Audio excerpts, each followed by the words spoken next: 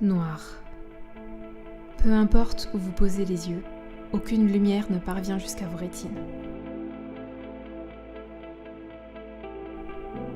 Vous respirez calmement et vous attendez.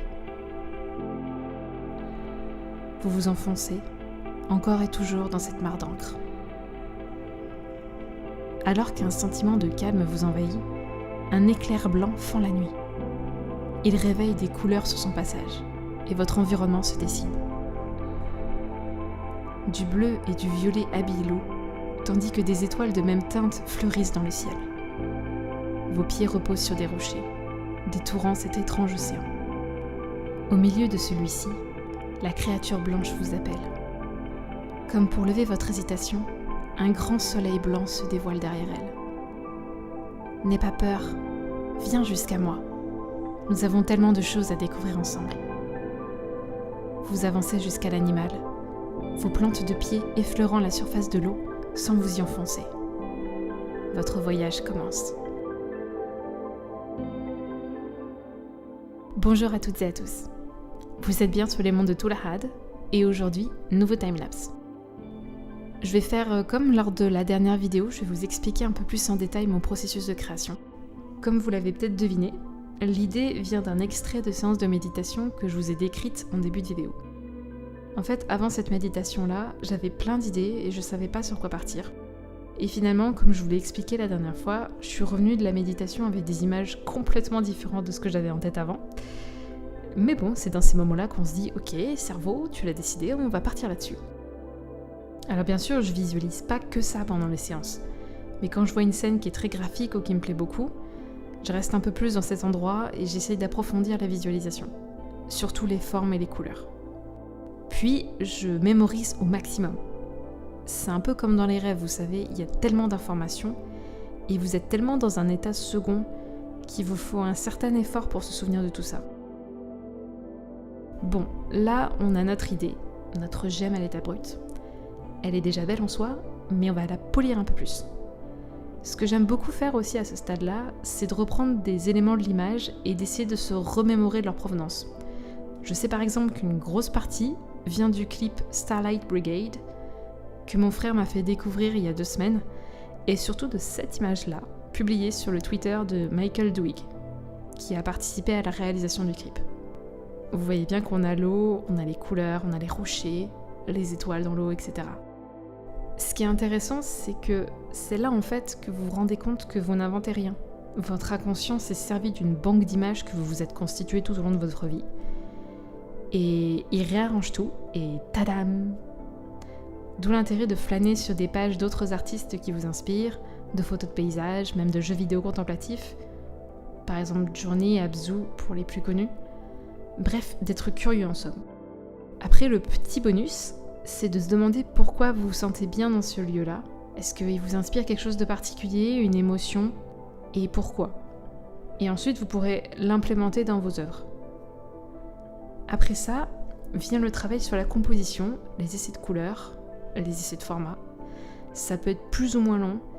Personnellement, c'est pas ma partie préférée, mais ça évite de se retrouver avec une peinture terminée et de se dire qu'il y a un problème sans vraiment qu'on sache pourquoi.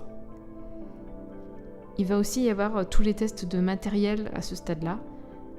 Donc les essais de papier, de peinture. En fait, il faut anticiper au maximum ce qui va se passer après. Ça permet de se libérer du stress de l'étape finale. En gros, pour revenir à ma métaphore précédente, vous savez quelle forme va mettre le plus en valeur votre gemme de départ et dans quel écrin vous allez la sertir. À ce moment-là, si c'est possible pour vous, je vous recommande de vous laisser un peu de temps. En général, je laisse tout ça reposer jusqu'au jour d'après. Et si j'ai commencé à esquisser sommairement quelque chose, je le laisse bien en vue devant mon écran pendant que je suis en train de jouer ou que je suis sur internet et j'y touche pas. Et des fois, à certains moments, vous allez voir des vidéos ou d'autres images et puis vous allez avoir des déclics. C'est assez normal, c'est un cheminement qui est assez organique.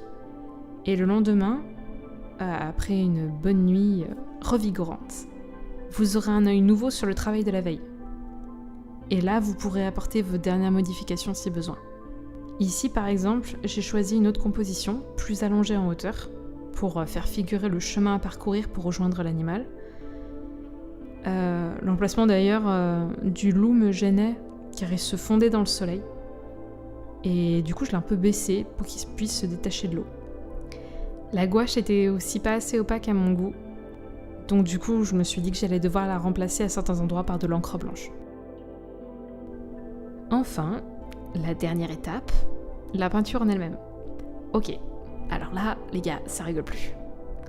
Pour cette étape-là, je vous recommande vraiment d'être le plus détendu possible. Vous devez avoir votre barre de sérénité chargée à fond, parce qu'il va vous falloir du calme et de la patience si jamais il y a des imprévus. À partir du moment où vous sentez une émotion négative, peu importe ce que c'est, monter en vous, ne forcez surtout pas. Arrêtez-vous et reprenez plus tard. La frustration peut être particulièrement destructrice. Vous savez, cette grosse envie de rusher, parce que là, bon, ça va, vous en avez marre, ça fait 2 heures que vous êtes dessus, et puis il va falloir aller faire les courses, sortir le chien. En fait, sachez que qu'on le veuille ou non, on projette toutes ces émotions, positives ou négatives, dans ce qu'on fait. Et c'est encore plus valable quand vous faites quelque chose de créatif. Donc on se pose, on se relaxe, on fait ce qu'on a à faire, et s'il y a besoin, on s'y remet plus tard.